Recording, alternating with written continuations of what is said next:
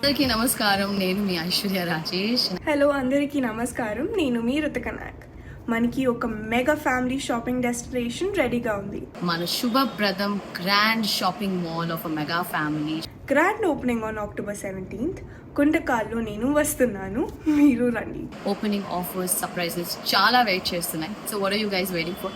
రండి, మనం అందరం కలిసి షాపింగ్ చేద్దాం. Shubhapradam mega shopping mall, family first. See you all there. Bye. Diwali के मौके पर अमेरिकी सदर डोनाल्ड ट्रंप ने वजीर आजम नरेंद्र मोदी को फ़ोन कॉल की और नेक तमन्नाओं का इजहार किया, जिस पर पीएम मोदी ने ट्रंप का शुक्रिया अदा किया है। वजीर आजम ने कहा कि इस रोशनी के त्यौहार पर हमारे दोनों अजीम जमहूरी ममालिक दुनिया में उम्मीद की रोशनी फैलाएं और दहशतगर्दी के हर रूप के खिलाफ मुत्तहिद रहें। सदर ट्रंप ने मोदी को फ़ोन करके दिवाली की मुबारकबाद दी और अहम अमूर पर भी बात की। सदर ट्रंप ने अमेरिकी व्हाइट हाउस में दिवाली की तकरीबात में शरीक थे। इस मौके पर सदर ट्रंप ने इंकशाफ किया कि उन्होंने वज़ीर आज़म मोदी से बात की और बहुत सी चीज़ों पर बात की। ट्रंप कहते हैं कि पीएम मोदी एक अजीम आदमी है और वो बरसों से उनके बहुत अच्छे दोस्त रहे हैं।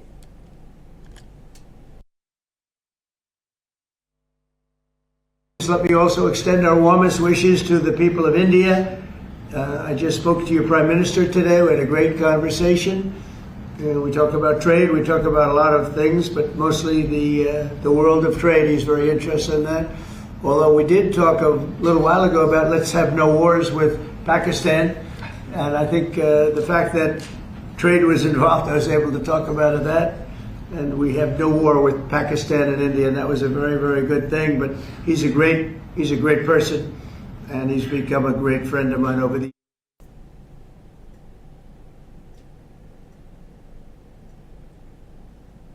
कांग्रेस रुकन पार्लियामेंट जयराम रमेश ने वजीर आजम नरेंद्र मोदी पर तनकीद की। उन्होंने कहा कि मोदी ने सदर ट्रंप से अपनी बातचीत को छुपाया। उन्होंने सवाल उठाया कि मोदी किस दबाव या खौफ की वजह से जानकारी छुपा रहे हैं। ये बात सही है कि आज प्रधानमंत्री ने आखिरकार स्वीकारा है कि राष्ट्रपति ट्रंप से उनकी बात हुई थी, पर सिर्फ यही कहा है कि राष्ट्रपति ट्रंप ने उनको दिवाली के पावन पर्व पर हार्दिक शुभकामनाएं दी, बस उतना ही कहा। पर जहां प्रधानमंत्री नरेंद्र मोदी जी छिपाते हैं, वहीं खुलासा राष्ट्रपति ट्रंप करते हैं। 10 मई को पहली बार जानकारी हमें मिली है कि ऑपरेशन सिंदूर रुकवाया गया है। कहां से आया? वो जानकारी हमें वॉशिंगटन से मिली 5:30 बजे शाम को, आपको याद होगा 10 मई को। तो पहली खबर हमें वॉशिंगटन से मिलती है, प्रधानमंत्री के मुंह से हम सुनते नहीं है, राष्ट्रपति ट्रंप और उनके ट्वीट से हम सुनते पढ़ते। अभी देखिए आज क्या हुआ। आज प्रधानमंत्री ने कहा है कि मेरी बात हुई राष्ट्रपति ट्रंप से। आखिरकार स्वीकारा है ना कि फोन पर बात हुई है। पर राष्ट्रपति ट्रंप ने पिछले 6 दिन में 4 बार वीडियो पर कहा है कि मेरी बात हुई नरेंद्र मोदी जी से, वो मेरे दोस्त हैं, अच्छे दोस्त हैं, और मैंने उनसे जो भारत तेल खरीद रहा है रूस से, उसके बारे में मैंने उनसे बात की और मुझे आश्वासन दिया गया कि भारत रूस से तेल नहीं खरीदेगा। उस पर प्रधानमंत्री अपनी चुप्पी नहीं तोड़ी। तो जहां प्रधानमंत्री छुपाते हैं, वहीं राष्ट्रपति ट्रंप उसका खुलासा करते हैं। केरला के कोटाइम से खबर है, सदर जमहूरिया द्रौपदी मुर्मू हादसे से बाल बाल बच गए। प्रमादम राजीव गांधी इंडोर स्टेडियम में नया तामीरशुदा हेलीपैड उस वक्त धंस गया जब सदर जमहूरिया का हेलीकॉप्टर लैंड हो रहा था। इस दौरान हेलीकॉप्टर एक तरफ झुक गया, जिससे कुछ देर के लिए सनसनी फैल गई। सदर जमहूरिया मुर्मू शबरीमाला के दौरे पर थी। मुर्मू को फौरी तौर पर सिक्योरिटी एहलकारों ने बाहिफाजत बाहर निकाल लिया। पुलिस और फायर ब्रिगेड के एहलकारों ने फौरी कार्रवाई करते हुए हेलीकॉप्टर को महफूज मुकाम पर मुंतकिल किया। सरकारी ज़राए के मुताबिक वाक़े में किसी के ज़ख्मी होने की इत्तला नहीं है। हुक्काम ने हेलीपैड की तामीर के मेयार और हिफाजती इक़दामात के हवाले से तहक़ीक़ात शुरू कर दी है।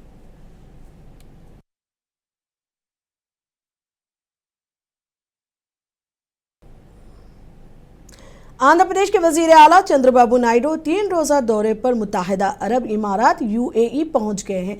मुकामी तेलुगु कम्युनिटी ने उनका इस्तकबाल किया।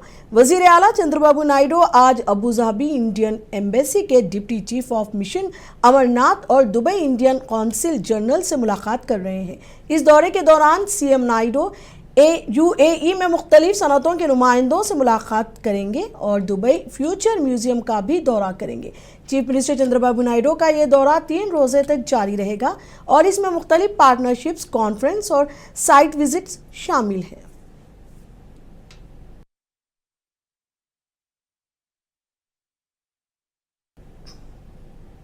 ऑस्ट्रेलिया के सिडनी में आंध्र प्रदेश के वजीर नारा लोकेश काफी मसरूफ रहे। उन्होंने वेस्टर्न सिडनी यूनिवर्सिटी का दौरा किया और वहां के सीनियर एग्जीक्यूटिव और एग्रीटेक शोबा के मुहक्किकीन से मुलाकात की। इस मौके पर नारा लोकेश ने आंध्र प्रदेश में ज़राई शोबे की जदीदकारी के लिए ताउन की दरख्वास्त की। लोकेश ने वेस्टर्न सिडनी यूनिवर्सिटी से कहा कि वो मौसमियाती तब्दीलियों के खिलाफ मज़ाहम फसलों और फार्मिंग से मुतालिक अपनी महारत को आचार्य एनजी रंगा एग्रीकल्चर यूनिवर्सिटी के साथ शेयर करें ताकि रियासत में जदीद ज़राई तकनीकों को फ़रोग़ दिया जा सके। उन्होंने यूनिवर्सिटी के तहक़ीक़कारों से कहा कि वो AI पर मबनी ज़राई इख्तिरात, स्मार्ट आबपाशी निज़ाम और एग्रीटेक इनोवेशन हब के क़याम में आंध्र प्रदेश हुकूमत के साथ इश्तराक करें।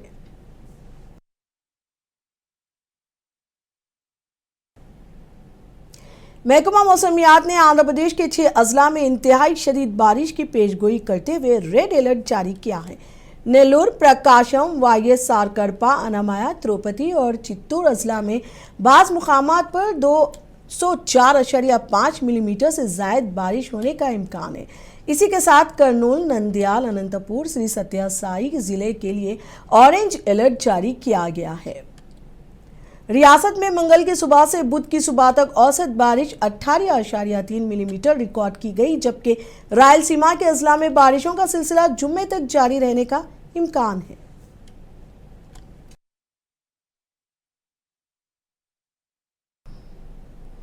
हवा के कम दबाव के जेर असर कड़पा शहर और मज़ाफ़ात में मौसलाधार बारिश हुई, जिससे शहर की बेशतर सड़कें जेर आब आ गई। अप्सरा से आरटीसी बस स्टैंड तक जाने वाली सड़क पर भारी मकदार में पानी जमा हो जाने से गाड़ी सवारों और पैदल चलने वालों को सख्त मुश्किलात का सामना करना पड़ा।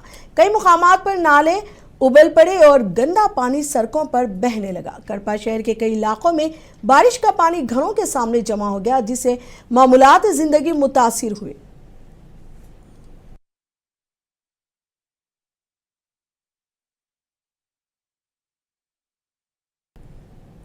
अनकापल्ली जिले के नक्कापल्ली मंडल के राजियापेट गांव में बल्क ड्रग पार्क के क़याम के खिलाफ अवाम का एहतजाज जारी है। आंध्र प्रदेश कानून साज कौंसिल में अपोजिशन लीडर बोत्सा सत्यानारायणा और अपोजिशन वाईसीपी के दीगर कायदीन ने इस एहतजाज की हिमायत की और मुजाहिरीन के साथ इजहार एकजुटती का ऐलान किया। उन्होंने गांव के अवाम से मुलाकात करते हुए कहा कि रियासती हुकूमत के फैसलों में इंसानी हमदर्दी नहीं है। बोत्सा सत्यानारायणा ने इल्ज़ाम लगाया कि हुकूमत अवाम की जानों को खतरे में डाल रही है, जबकि हुकूमत का मकसद तो ये हो कि वो जानें बचाएं। उन्होंने कहा कि वाईएस जगनमोहन रेड्डी जल्द ही राजियापेट आकर यहां के अवाम से मुलाकात करेंगे और माहीगिरों के हकूक़ के लिए वाईएसआर कांग्रेस पार्टी की जद्दोजहद जारी रहेगी।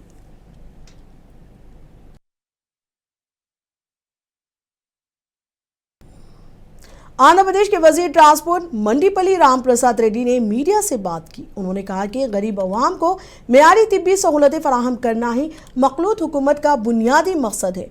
वो अनामया जिले के रायचोटी में 100 बिस्तरों के एरिया अस्पताल की तरक्याती कमेटी के इजलास से खिताब कर रहे थे। उन्होंने डॉक्टरों और स्टाफ पर जोर दिया कि वो दियानतदारी और जज्बा खिदमत के साथ मरीजों की देखभाल करें ताकि अवाम में सरकारी सेहत खिदमात पर एतमाद बढ़े। राम प्रसाद ने अस्पताल में लिफ्ट, ऑक्सीजन सप्लाई और इल्तिवा में बड़े दीगर कामों को जल्द मुकम्मल करने की हिदायत दी और यकीन दिलाया कि अस्पताल से मुतालिक तमाम मसाइल को हुकूमत तरजीही बुनियादों पर हल करेगी।